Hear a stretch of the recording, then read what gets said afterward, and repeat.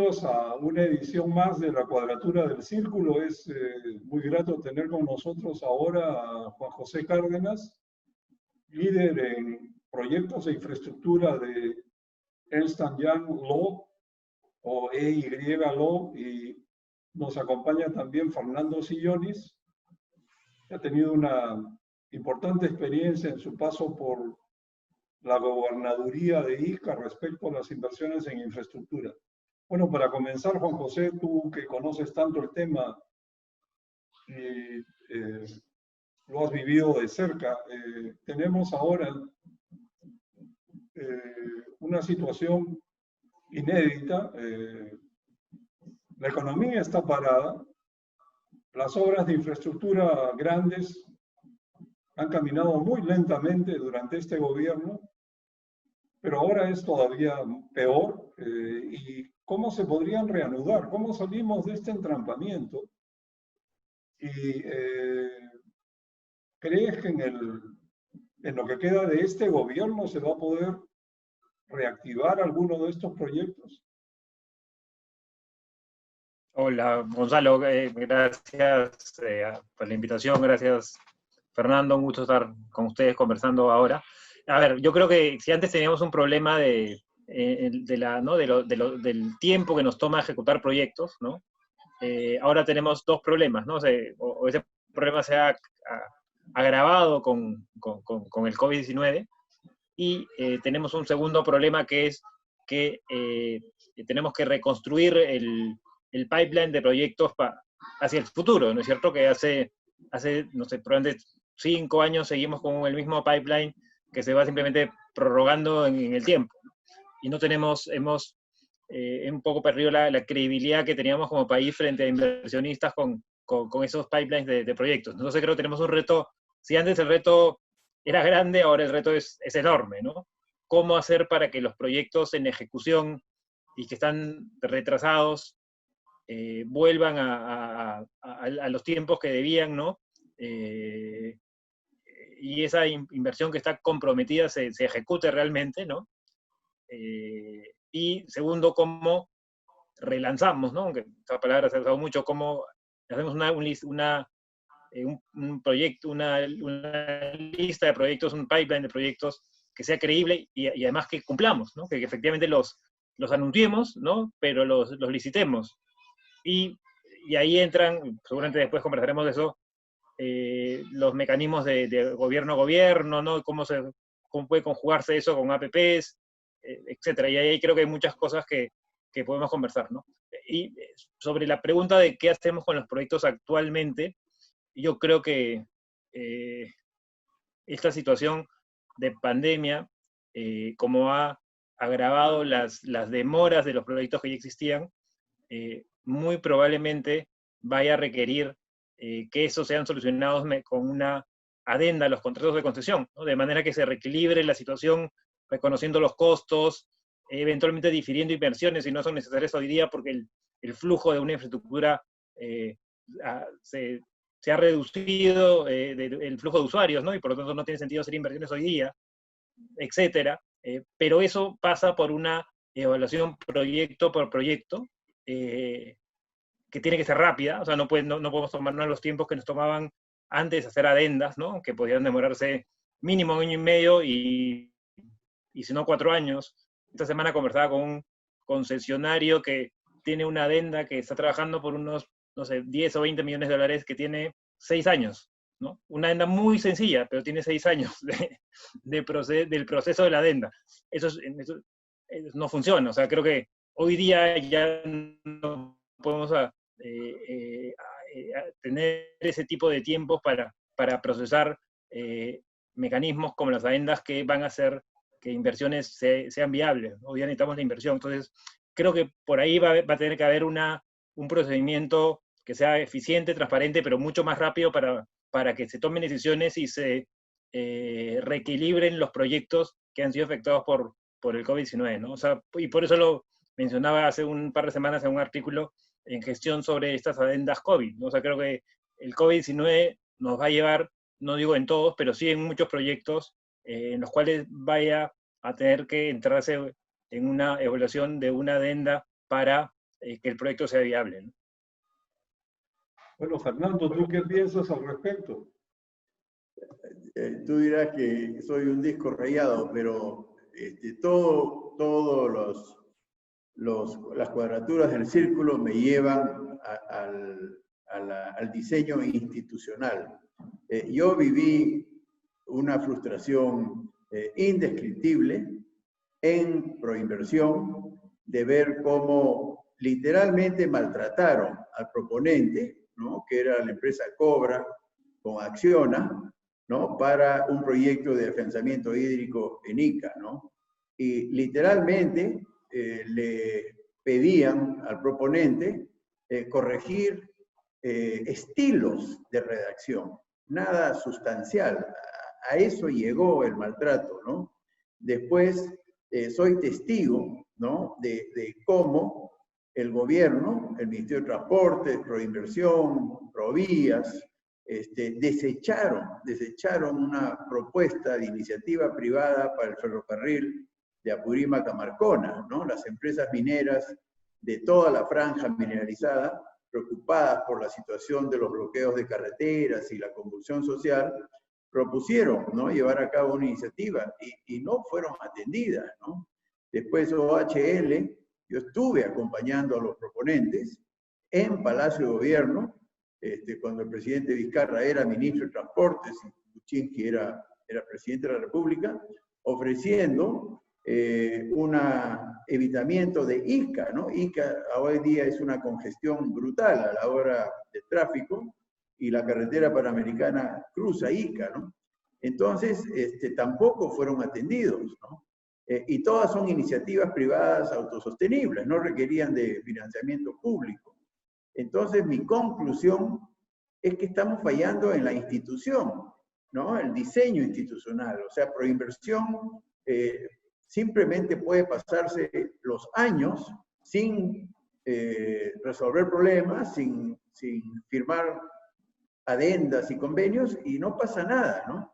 Eso me parece que está mal. Y ya el acabose es la salida que le está encontrando el gobierno a todas esas inoperancias, que es convenios de gobierno a gobierno. En consecuencia, reconocemos la inoperancia y nos vamos al gobierno británico, al gobierno francés o al gobierno coreano para que ellos hagan lo que nosotros debíamos hacer. Entonces, ¿por qué no planteamos una reforma institucional radical, ¿no?, donde una institución que no firma, pues, X número de acuerdos o adendas, ¿no?, que faciliten las inversiones, o una adenda que tiene 4 años en curso, ¿no?, no puede merecer la continuidad de esa institución, ¿no? Entonces, a esa conclusión radical estoy llegando después de ver tanta inoperancia, ¿no?, en la parte de instituciones estatales que tienen que ver con infraestructura pública, ¿no? ¿Qué opinas al respecto, Juan José? Yo creo que efectivamente tenemos que pensar en el corto plazo, en el mediano plazo y en el largo plazo, ¿no? En el corto plazo, como tú dices, los G2G yo creo que se van a usar mucho, ¿no? Porque, y creo que está bien, en el sentido de que Claro.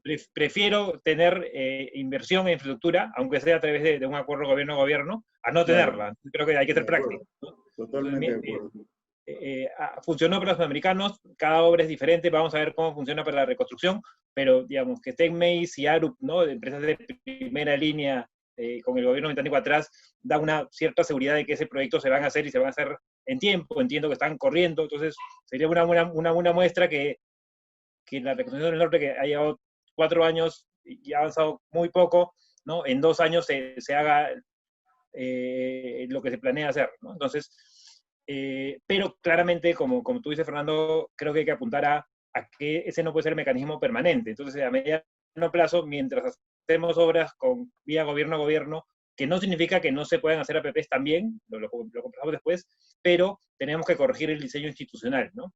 Claro. Que no pasa solamente por inversión, sino el sistema en general de contratación pública de APPs tiene múltiples, ¿no?, entidades involucradas con pocas responsabilidades y poco empoderamiento de quién tiene que tomar decisiones. Y ese es el tema que nos ha llevado a hoy día procedimientos larguísimos, ¿no? De iniciativas privadas o de licitaciones que toman años de años, y luego, lo que es peor, cuando se comienzan a ejecutar los proyectos, para tomar decisiones tienen que opinar ministerios, reguladores, Contraloría, Proinversión eventualmente en algunos casos, el MEF, entonces, y así, y no hay quien asuma una responsabilidad. Entonces, creo que necesitamos paralelamente hacer un cambio en el diseño institucional, ¿no? Y en los procesos de contratación pública y licitación de APPs, que sea realmente radical, ¿no? No solamente porque no basta con adjudicar los proyectos, sino necesitamos que se ejecuten. Y una vez que se ejecuten, se operen eficientemente, ¿no? Y ese es ¿no? Eso es lo que no hemos conseguido ¿no? Hasta ahora, ¿no es cierto? Estoy de acuerdo contigo en que dividirían en corto plazo, ¿no? Y mediano plazo y largo plazo.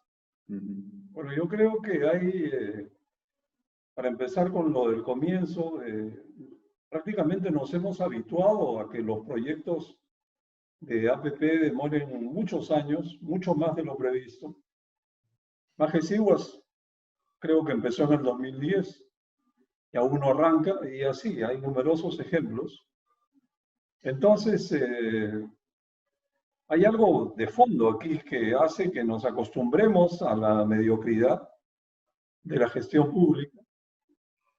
Y últimamente es como una especie de coartada, ¿no? O sea, los gobernantes dicen, pero ¿qué podemos hacer con este Estado tan ineficiente? Pero al mismo tiempo son los responsables de gestionar las cosas, a menos que alguien piense que los responsables son los funcionarios de tercer, cuarto o quinto nivel, y que los ministros están ahí como una especie de pensadores en una torre de marfil y que no se mojan con esos problemas de proyectos que no caminan, por ejemplo. Acá hay un problema de estándares bien serio y eso no se resuelve con nuevas normas y nos han habituado a salir del paso con nuevas normas que generalmente recogen las denominadas mejores prácticas y que después no funcionan y posiblemente se llega a atribuir el no funcionamiento a fallas de los concesionarios, por ejemplo, o fallas del diseño del proyecto, cuando en realidad es generalmente la misma matriz de inercia e ineficiencia para lograr resultados. En cuanto al gobierno a gobierno, eso es, creo, pues una secuela de toda esta situación, donde hemos llegado a darnos cuenta que esto quizás funcione, ha funcionado aparentemente bien para los Juegos Panamericanos. Las líneas del metro no son Juegos Panamericanos. La reconstrucción con cambio mucho menos. Hay diferentes escenarios. Espero que funcionen, pero en el fondo el que hace el trabajo es un PMO. Esta intervención de un gobierno extranjero que contrata a un PMO bajo las leyes de su país es como una especie de escudo para evitar que algo salga mal y aquí se pueda llegar a tener problemas serios, pero en realidad eso no cambia porque los funcionarios de los ministerios concedentes siguen siendo los responsables. Ellos firman los documentos, autorizan las autorizaciones necesarias. No es que el proyecto funciona mágicamente porque hay un gobierno extranjero que sabe lo que se hace. Al final contratan un PMO. Y me pregunto si no sería más barato contratar a un PMO directamente, generalmente por resultados, es decir, una base de referencia, un castigo si hay demoras o desviaciones en presupuesto y viceversa, premios si hay avances delante del presupuesto y debajo del presupuesto y delante del tiempo. Ese es un esquema que es más barato, ¿no? Entiendo que gobierno a gobierno cuesta como 6% del valor del proyecto y por lo que yo he escuchado referencialmente, un PMO podría cobrar 2,5% o 3% en este sistema de premios y castigos. No digo que esa sea la fórmula mágica, pero es otro camino, es más económico Y además veremos cómo funciona ahora, por ejemplo, las líneas 3 y 4 del metro, que se van a poner en marcha, me imagino, conforme se pueda, y sin embargo la línea 2 está detenida, y no es completamente entrampada, y no hay forma de ponerla a caminar, a pesar de que ya se invirtió bastante, y hay un avance que amerita continuar y terminar la obra tan pronto se pueda. Ya van como 6 años y estamos creo que en 20 o 25% de avance. No sé qué piensas, Juan José, de cómo se puede hacer para lograr algún tipo de resultados. Sí, yo creo que es importante lo que menciona Gonzalo. Yo creo que tenemos que tener, ya pensando en la inversión en infraestructura en los próximos 5 años, un abanico de opciones, ¿no? Y ir tomando de ese abanico cuál es la modalidad que más se adecua a cada tipo de proyecto, ¿no? Y como tú dices, no todas van a ser la misma, ¿no? Por ejemplo, ¿no? Con el anuncio, y es algo que también mencionaba hace unos días, la línea 3 y 4 del metro, ¿no? O los hospitales Lorena y Bernales, que se van a hacer ya con Francia también vía gobierno a gobierno, o las obras que anunciaron ayer, ¿no? En saneamiento, en hospitales, también deberían desde hoy, ¿no es cierto?, establecerse un plan para que si la construcción se va a hacer vía gobierno a gobierno, la operación se haga vía APP, ¿no?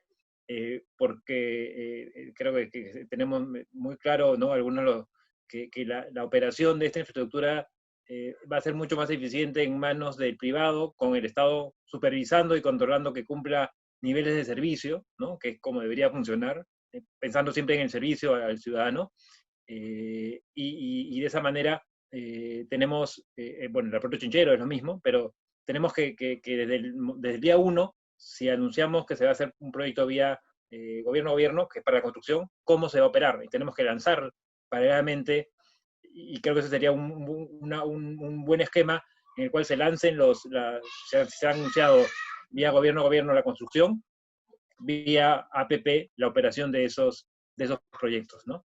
Entonces, para darnos un pipeline de inversiones en los próximos 5 años que sea interesante para los inversionistas globales, ¿no? Que es lo que necesitamos atraer, además los que ya están acá, pero otros que puedan venir a competir y a tener más inversiones en el sector, ¿no? Para tratar de cerrar esa brecha de infraestructura que cada vez que la vemos año tras año sigue creciendo, ¿no? Sí. El otro tema que hemos conversado en IIG y en la cuadratura del círculo es en muchas infraestructuras tener prototipos, ¿no? Replicables en todo lo que es infraestructura educativa, infraestructura de salud, con tener pues diseños preestablecidos, inclusive una cartera de diseños para la costa, otra para la sierra, otra para la selva, todo lo que es comisarías, centros penitenciarios. Para cada obra de infraestructura se contratan nuevos arquitectos, nuevos ingenieros civiles, nuevos estructurales, nuevo todo, ¿no? Cuando en realidad el Perú no está para esas cosas, ¿no? Y peor aún, la redundancia. Los gobiernos regionales tienen una dirección regional de infraestructura. Ahí hay ingenieros civiles, arquitectos, ¿no? Cada ministerio tiene su dirección de infraestructura. Proinversión tiene gente en infraestructura. Literalmente la redundancia es brutal en el país y lo único que hacemos es entorpecernos y encarecer todo el proceso de inversión, ¿no? Entonces, ¿qué opinan ustedes respecto de estos prototipos hechos que ahorrarían cualquier cantidad de consultorías y trabajos de diseño y elaboración de expedientes técnicos? ¿Eso existe en algún país? ¿Saben algo de eso? ¿Tú qué piensas, Juan José, de los proyectos modulados, replicables, con prototipos? Sí, yo creo que recogiendo lo que mencionaba Fernando, creo que hay dos cosas a las que apuntaría, ¿no? Primero, tener licitaciones de proyectos, tanto para la construcción como la operación, en paquetes grandes, ¿no? No un hospital por hospital, claro, ¿no? Piedro y Chimbote, no, tenemos 6 años, creo, licitándolos, y son 2 hospitales, ¿no? Y necesitamos muchísimos más, ¿no? No vamos a avanzar si hacemos hospital por hospital o colegio por colegio o comisaría por comisaría. Tenemos que ir a licitaciones de paquetes de proyectos y además con esquemas modulares como los que menciona Fernando, que funcionan en otros lugares, ¿no? Y lo segundo, que creo que también es importantísimo, es creo que tenemos que recentralizar, ¿no? La capacidad y el conocimiento que tiene el Estado en infraestructura, porque como dice Fernando, está desperdigado en muchos sectores y en muchos gobiernos regionales, ¿no? Y si lo ves individualmente, con muy poca capacidad de ejecución, que también es una razón importante de la demora en todos los proyectos, ¿no? Entonces, por ejemplo, si estamos comenzando a hacer operaciones gobierno a gobierno, en lugar de que cada sector, cada ministerio, ¿no?, negocie su contrato de gobierno a gobierno, debería haber un cuerpo, un equipo centralizado que negocie todos los gobiernos a gobierno, ¿no? Y haga la supervisión de la ejecución de todo gobierno a gobierno de todo el país, ¿no? Ya sea salud, ya sea el metro, pero lo centralizas, ¿no? Y el conocimiento que tiene ese equipo público, ¿no? Que se vuelva una isla de eficiencia tipo el BCR, ¿no? Con un director que tenga 5 años, ¿no? Que no esté sujeto a los políticos, porque si no vamos a regresar a cambia el ministro, cambia el director de inversión y se reformulan todos los proyectos, ¿no? Y cambian las prioridades. Y esa también es una de las razones por las cuales no hemos podido avanzar en este cierre de la brecha. Efectivamente, debieran empaquetarse conjuntos, por ejemplo, de hospitales. Eso es mucho más atractivo para cualquier inversionista. Y darle paso a la inversión y a las iniciativas privadas. Hace años hubo 7 proyectos de iniciativas privadas en hospitales que fueron con mucha sangre fría, año tras año, descartándose, quedaron en el olvido, en el tintero, no se hizo nada, y miren lo que hubieran servido ahora que estalló la pandemia. Y eran proyectos completamente viables, tan viables y me imagino con buen resultado como lo tienen los proyectos de bata blanca en Lima, el Barton, el Kaelin, que son ejemplos de buenos resultados y debieran servir de pauta, pero parece que no hay voluntad para repetir esa experiencia tan buena, porque lo que necesitamos es un plan nacional de infraestructura social. Esa es una lección de la pandemia. Hospitales, escuelas, pero no anuncios de miles de millones de soles que terminan en manos de gobiernos locales, en pequeñas postas médicas desperdigadas por todo el país, donde de repente no hay ni local terminado, ni luz, ni energía, ni tampoco médico, ni enfermera, y posiblemente no hay ni siquiera gasas. Ese tipo de situación hay que evitarla, más bien modulando, replicando e incluso prefabricando postas médicas. Se puede hacer cantidades grandes de obras a un ritmo muchísimo mayor, siempre y cuando cuenten con equipamiento y personal. Lo mismo equivalentemente en el caso de gobierno a gobierno para grandes proyectos de infraestructura. Es cierto, es imprescindible de una vez establecer que la operación y el mantenimiento va a estar a cargo de un concesionario, que es la forma de asegurar de que esta inversión no se pierda en el futuro. Así que el momento es oportuno, no se ha tocado el tema, me imagino que eso no se discute porque posiblemente se da por sobreentendido. Me imagino que ahí tendría mucho que decir el gobierno extranjero que participe en el trato, porque para su propia imagen, imagínense un gran proyecto terminado que después cae en manos de una operación a cargo del Estado y eso es un desastre. ¿A qué conduciría? Me imagino que va a haber también una sincronía de ambas partes para llegar a la operación a cargo de un concesionario privado, que es fundamental para que esto tenga éxito. Bueno, entre no hacer líneas del metro y hacer estas 2 líneas por gobierno a gobierno, yo me inclino a que se hagan Espero que tengan buen éxito y que esto nos sirva para que se establezca la costumbre de hacer todas las obras por gobierno a gobierno, porque últimamente son las que se vienen anunciando. Es una política que se puede usar ocasionalmente para ciertos proyectos, pero no como el patrón para todos los proyectos. Y vale la pena que esto quede claro y no se siga repitiendo. En resumen, Juan José, ¿tú estarías apostando a favor de que Proinversión continúe a cargo de esto o ves en el futuro una nueva institucionalidad? A ver, mira, primero, cogiendo lo último que tú mencionabas, Gonzalo, yo creo que es importante, o sea, para mí está claro que el esquema ideal son las APPs, ¿no es cierto?, en las cuales el privado construye y opera, porque lo que va a pasar con los gobierno, en los cuales se van a construir las empresas de gobierno y se va a hacer la operación, el Estado va a retener el riesgo de construcción.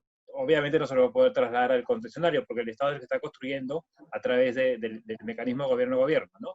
Entonces vamos a entrar a APPs distintas, porque nuestras APPs, como funciona el esquema de PPP en todo el mundo, es usualmente incluye construcción y operación, ¿no?